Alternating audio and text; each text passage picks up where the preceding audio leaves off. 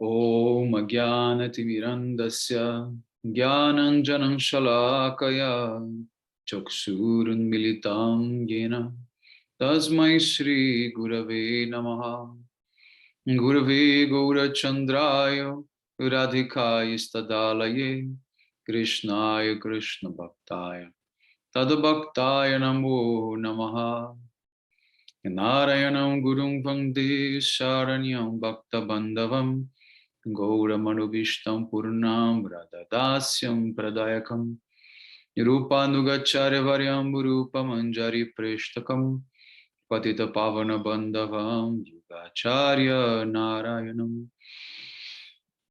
Vanchakalpatarubhyascha Kripa Sindhubhya Evacham Patitanam Pavanebhyo Vaishnavebhyo Namo Namaha Namo Mahavadanyaya Krishna Prema Pradayate Krishnaya Krishna Chaitanya Namne Gaura Tuise Namaha Shama Sundara Shikanda Shekara Ismira Hasara Murali Manohara Radhikara Sikamam Kripanide Swapriya Charana Kinkarim Kuru Tapta Kanchana Gaurangi Radhe Vrindavaneshwari Vrishabhanusute Devi Pranamami Haripriya Vrindai Tulasi Devyai Priyai Keshava Sacha Krishna Bhakti Prade Devi Sattvatyai Namo Namaha Shri Krishna Chaitanya Prabhu Nityananda Sri Advaita Gadadhar Srivasadi Gaura Bhakta Vrinda Hare Krishna Krishna Krishna Hare Hare Hare Ramu Ramo Ramo Hare Hare. So first of all, I begin offering my most humble obeisances to the dust of the lotus feet of Paramaradatam Shri Guru Pada Padma Nitalila Pravishta Om Vishnu Pada Paramahamsa Parivrajacharya Ashtotara Sata Srimad Shila Bhakti Vedanta Narayana Goswami Maharaj Shila Gurudeva. And to my worshipable Shikshan Sannyasa Guru Nitalila Pravishta Om Vishnu Pada Ashtotara Sata Srimad Shila Bhakti Vijnana Bharati Goswami Maharaj. And to all Shri Rupanu Gauriya Guru Varga, to all Tridandi Sannyasis, Brahmacharis, Vaishnavas, Vaishnavis, and to all the assembled devotees here today, my most respectful obeisances. So by the causeless mercy of Srila Gurudeva and all Mahabhagavatas Acharyas, we are able to assemble here one more time. So continue reading from Sri Raya Ramananda Samvada.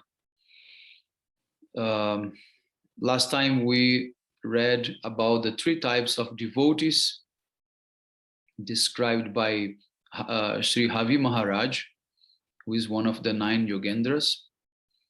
And now we are going to see the definition of all these classes of devotees. In the case here, we are just discussing actually about the Uttama Mahabhagavat. He's not going to say about the other two, but just going to analyze word by word of the verse. Sarva Bhuteshi Apashit means the definition of Uttama Mahabhagavat. So he's saying one who is free from material desires and transcendentally situated. It's called Atmana. Then Bhagavat Bhavan, who has attained a spiritual body, Siddhadeha, appropriate for the service of Bhagavan. Pashyat means sees. Atmani Bhagavati means one's own eternal transcendental spiritual body. Bhutani Pashyat, in all living entities.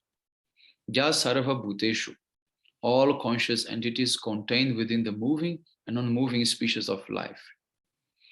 Within Bhagavan, Esha Bhagavatottamaha means the topmost devotee, the Mahabhagavata, who always sees the mood of Sevya, the one who is to be served, Sri Krishna, and Sevaka, the one who serves the Brajavasis. In everything because he possesses profuse sentiments of devotion and is not subject to external vision. So next is a verse quoted from Srimad Bhagavatam 10:35-9. Vanalatastarava atmani Vishnu vyajayantya iva pushpa paladyaha pranata bhara vitapa madhudharaha prema rishta tanavo vavrishu isma. The gopis, afflicted by separation and sunk deeply in the remembrance of Shri Krishna, said, the trees and creepers, heavily laden with flowers and fruit, are bowing down with their branches. These creepers are horripilating on the pretext of bringing forth blooming flowers and are revealing that Vishnu is present in their hearts. In manifesting this, their happiness is flowing as a stream of honey, and the trees, who are the husbands of those creepers, are showing their happiness in a similar manner. This verse is spoken by the lovely maidens of Braj, who are afflicted by separation from Krishna. Their love and affection for him is immensely deep. On seeing the trees and creepers of the forest, the gopis think, these trees and creepers of the forest are supremely attached to Shri Krishna, as we are. Just as the tears flow effortlessly from our eyes when we see Krishna, so these trees and creepers are weeping streams of sweet honey. The gopis are exhibiting the symptom of Mahabhava, superimposing their own moods upon others. They are extolling others' good fortune and out of humility, considering themselves to be worthless and destitute.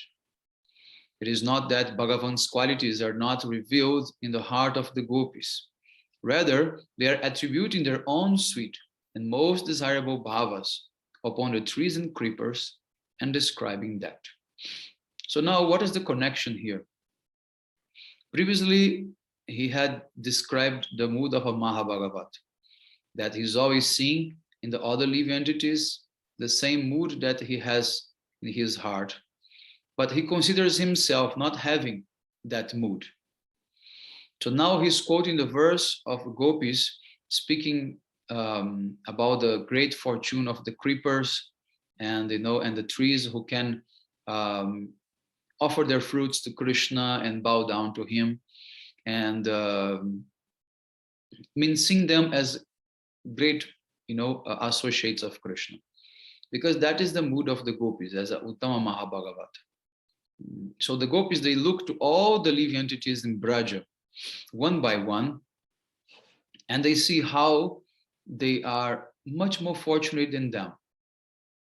So they begin with the creepers and the trees, then the rivers, then they go to the animal class, like the deers, like the birds, Then they go to the human class.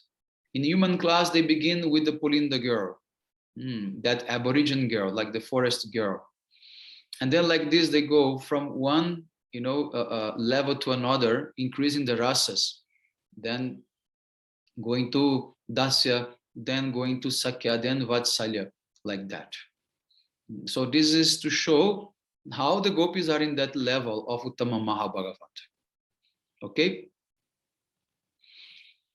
So the next verse, or the next verses are the Bengali verses, and then it translates like that.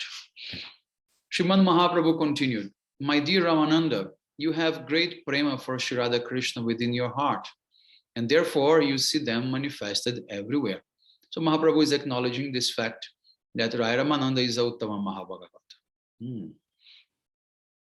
Last reading, we also concluded that when Rai Ramananda he saw that beautiful form, Rasaraja Mahabhava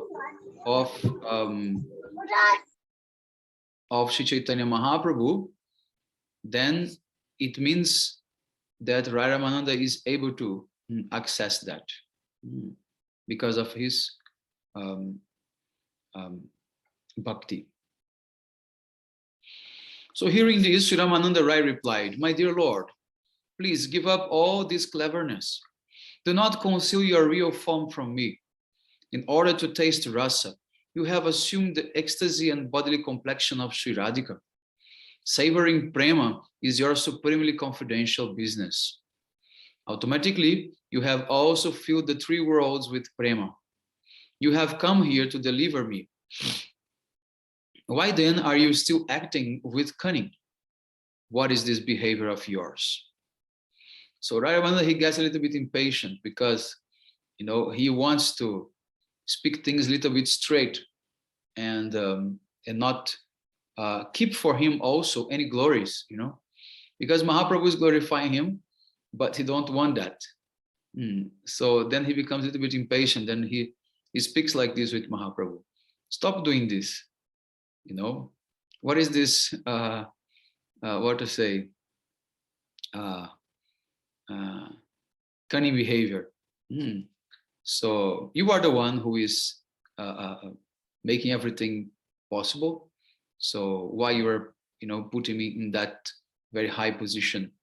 So really, Vaishnavas, they don't like to hear any praise about them, especially if you're praising them that much, as Mahabhagavat. So as a pure Vaishnava, very humble, Rai Ramananda, he's not willing to receive praises, especially from Mahaprabhu. They don't like to receive from anyone, but especially from their worshipable Lord. That's like a torture for the Vaishnavas to hear such praises. After hearing Shri Ramananda Rai's statements, Mahaprabhu laughed and revealed his Swarupa, then Rasaraj Mahabhav. What was the nature of that Swarupa? It was the combined form of the personification and the kind of the amorous mellow, and the king, of the amorous mellow, Sringarasa, Shri Krishna, together with the personification of Mahabhava, Srimati Radhika. Upon seeing this unprecedented form, Shri Ramananda Rai lost consciousness due to excessive transcendental bliss and fell to the ground. With a touch of his lotus hand, Sriman Mahaprabhu revived him. Upon regaining consciousness and again seeing his sannyasi form, Shri Ramananda Rai became exceedingly astonished. After embracing and pacifying Ramananda Rai, Sriman Mahaprabhu said, "Rai, apart from you, no one else can see this form."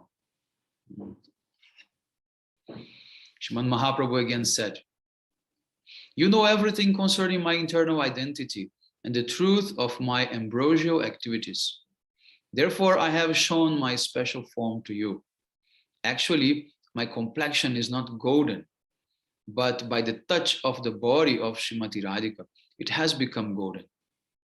And apart from the son of the king of Vrindavan, Brajendra Nandana Shri Krishna, she never touches any person.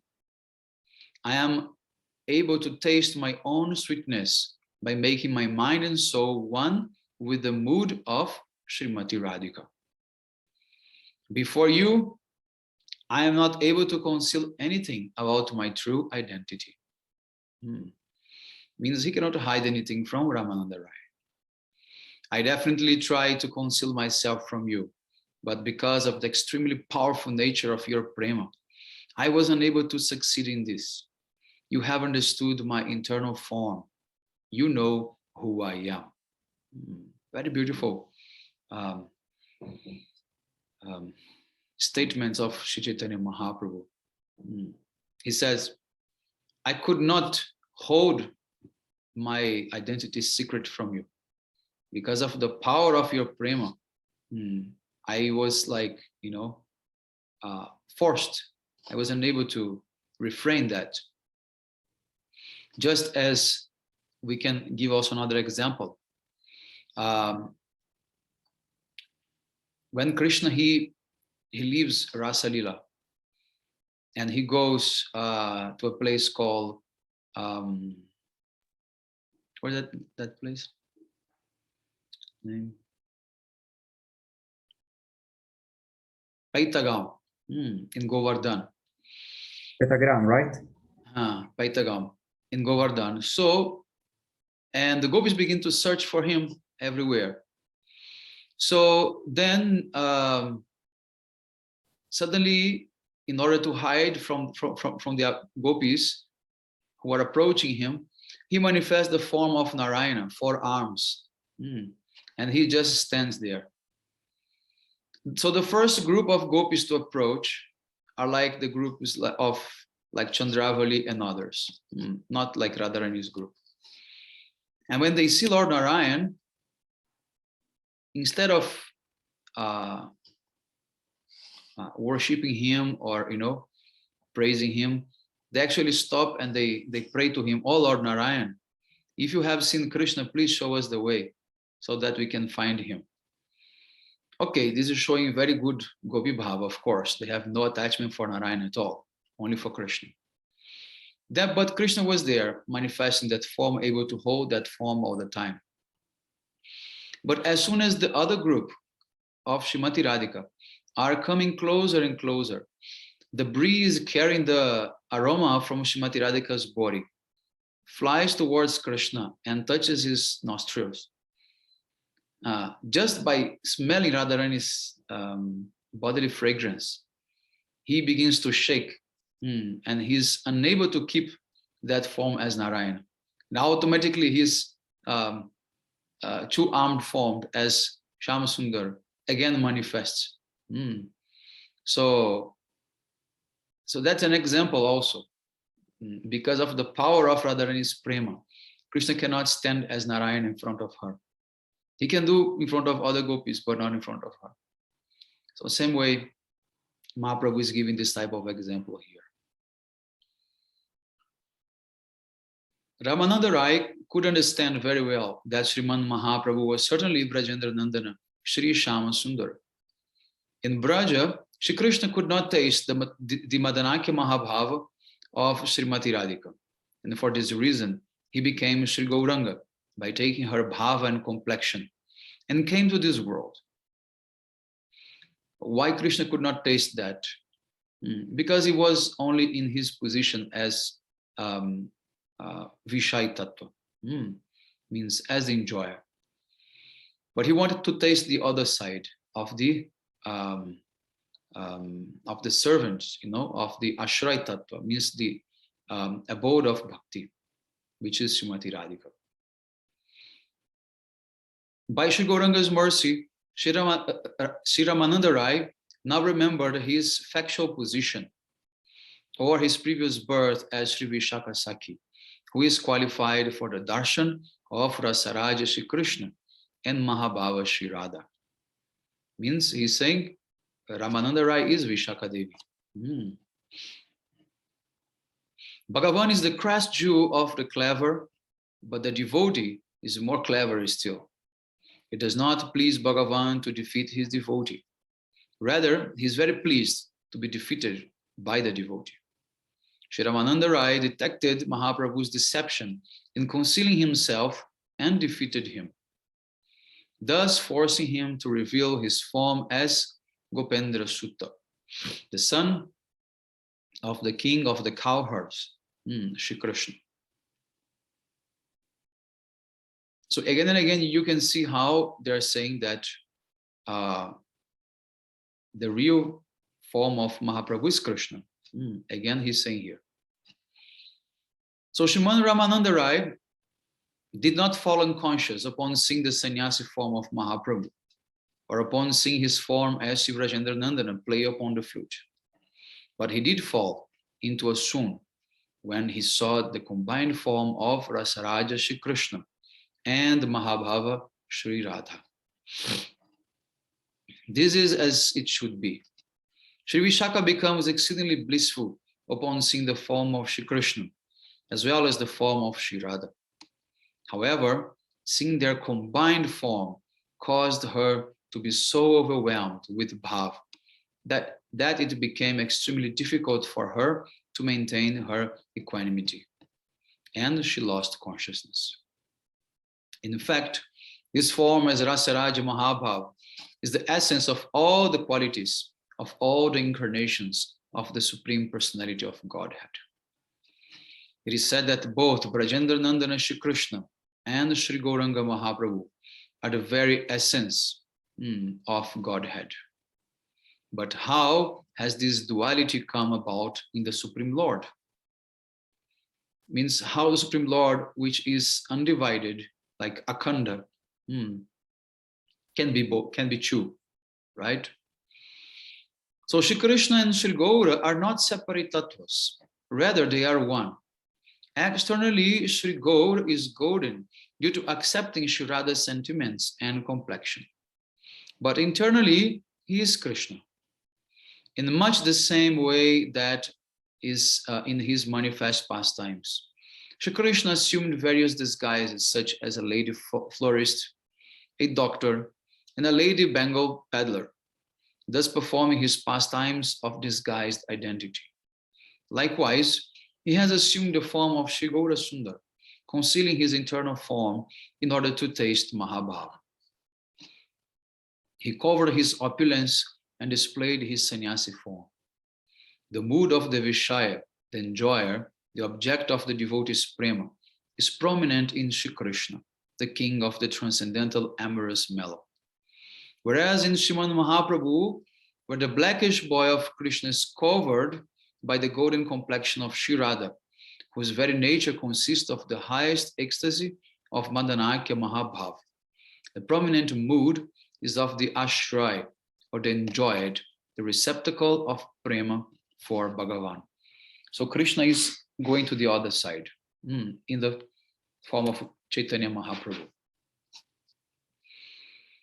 Without Madanakya Mahabhav, it is not possible to taste Shri Krishna's unparalleled sweetness.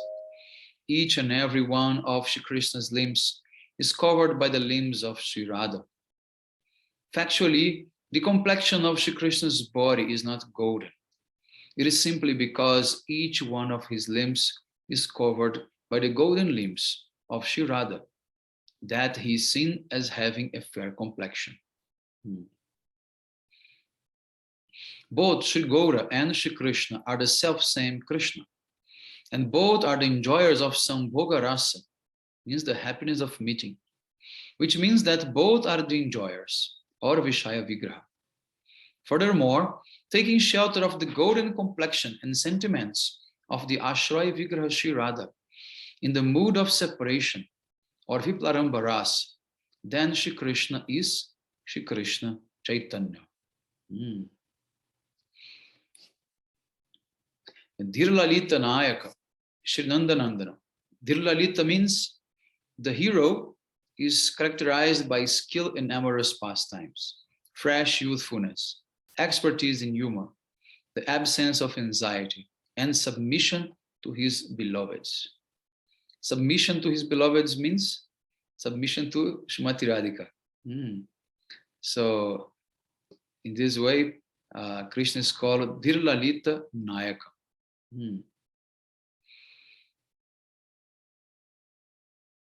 Sri Nandanandana, the original Godhead, is the only form of Sri Vishnu able to enjoy Sri Krishna's Swarupa Shakti, Sri Radha, who is the complete Chit Shakti. No other form of Vishnu, only Gopendra Sutta, Sri Krishna, the son of the king of the cowherd community, partakes of Shringaras, the mellow of amorous love, and is Dhirlalita Nayaka. All others have strong feelings of Aishwarya. All others, manifestations of Vishnu, like Narayana, Ram, etc., etc. Therefore, Shri Radha alone is described thus. Govinda Nandini Radha Govinda Mohini, Govinda Sarvasva Sarvakanta Shiromani. Chaitanya Charitamrita Adi Lila 482. Shri Radha gives pleasure to Govinda. She is his enchantress, his all in all, and the crown jewel of all his sweethearts. Sriman Mahaprabhu said, O Ramananda Rai, Please keep my actual identity, the axiomatic truths, and what I have shown to you secret. Do not reveal them to anyone. People may laugh, since I always act like a madman. Actually, I am a madman, and you are also. Therefore, both of us are on the same platform. So, in other words, he's saying, even if you try to say something, people already think that you are mad. No one will believe you. But better to don't say anything, because it will be even more criticism for us who are already considered to be madmen. So full of humility, Chaitanya Mahaprabhu is explaining that in this world of mundane logic and dry speculative knowledge, one should not present these talks before the unqualified non-devotees. Mahaprabhu is warning. Don't disclose to non-devotees all these things. Such persons who are subject to mundane material intelligence and addicted to logic, argument, and word jugglery cannot understand the value of such topics. And by laughing at such topics, they will become offenders. We should properly understand the word pagal or madman to mean premon mahad, or one maddened by the influence of prema. So Srimati Radhika, she is like, also sometimes, considered totally crazy as the gopis. But this state like this called the transcendental madness. This is called premonmada. One whose every endeavor is performed under the influence of prema for the happiness of Shri Krishna, and who is intoxicated by the nectar of the path of Raganuga Bhakti, cannot be understood by persons absorbed in the rasa of material enjoyment. The materialists will consider the prema-filled endeavors of the devotees to be a form of madness. When someone is attracted by Krishna prema, he abandons all material endeavors and is said to be divinely intoxicated or transcendentally maddened.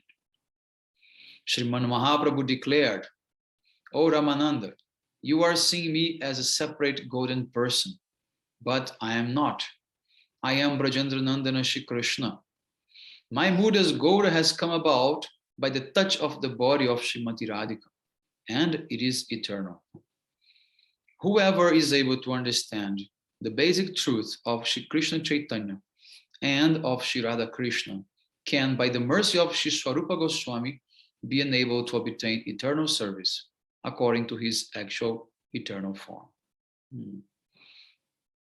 Swarupa Damodar Goswami is mentioning here. He is Lalita Devi. He's also companion of Ramananda Rai in Gambhira when they are, with Chaitanya Mahaprabhu. So if you get their mercy, then you can, in your spiritual form, serve both realms of Gauranga and Radha Krishna. So the Gauriyas, they are the only one who have two Swarupas in the spiritual world. One Swarupa in Gaura Lila, another Swarupa in Radha Krishna Lila. So this is only happened in this Gauriya Sampradaya. Other Sampradayas, they have only one Swarupa. So that's why he's saying here, you can be able to serve both in your actual eternal form. Sriman Mahaprabhu spent 10 nights like this with Sri Ramananda Rai, happily discussing topics of Sri Krishna. The pastimes in Vrindavan are very confidential. They described these pastimes at great length, but still they could not exhaust the subject matter. Consider a person who digs and extracts from a mine many varieties of valuable substances such as copper, bell metal, silver, gold, jewels, and wish-fulfilling jewels. And in the process, he extracts items of increasing value one after the other. exactly thus, by the method of questions and answers, Sri Ramananda Rai and Chaitanya Mahaprabhu extracted higher and higher axiomatic truths. So they were like, miners, gold diggers, like. In the current verses, Shri Kaviraja Goswami has given copper, bell metal, silver, etc. as examples to describe a variety of sadhyas or goals, which one superior to the previous. The descriptions begin with Varnashram Dharma and conclude by revealing the topmost limit of sadhya, which is Madanakya Mahabhav. All of this is accomplished by the stratagem of questions and answers.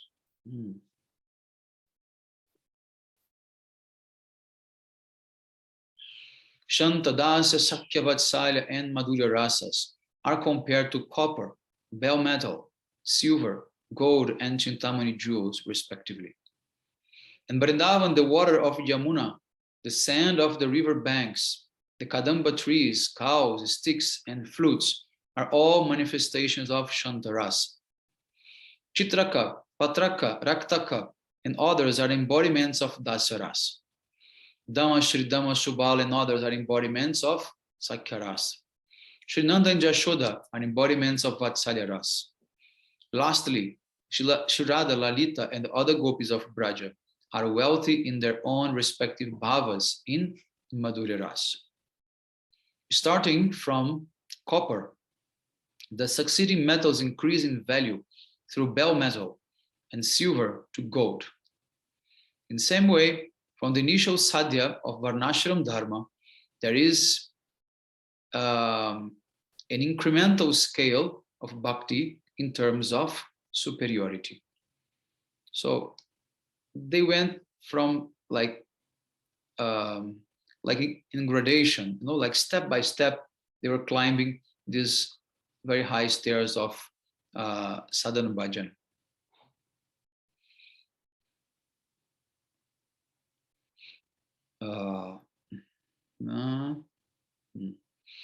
There is a gradation in the examples given. Copper is like following Varnashram Dharma. As copper is common, of little value, and considered not worth keeping, it is thus rejectable.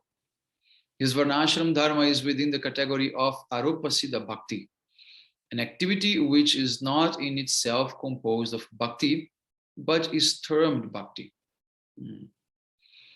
Means looks like Bhakti, but is not Bhakti. Bell metal or bronze is a mixture of the two metals, copper and tin, and is equivalent to Jnana Mishra Bhakti, which is not the topmost sadhya. Pure silver is like Swarupa Siddha Bhakti, which is superior to an alloy, a mixed metal. Gold is compared with Prema Bhakti in the mood of Dasya. It is better and more developed than Swarupa Siddha Bhakti. Jewels correspond to Sakya and Vatsalya Prema Bhakti, both, by which Krishna is controlled, a little bit controlled. The ultimate jewel is the Chintamani, or the wish-fulfilling jewel, representing the Madanakya Mahabhava of Srimati Radhika. This is extremely rare and fulfills each and every one of Shri Krishna's desires. The next day, Sriman Mahaprabhu begged Shri Ramananda Rai to permit him to leave. When departing, the Lord ordered him, "Give up all material business and go to Nilachal, Sri Jagannath Puri. I will quickly finish touring the holy places and return there.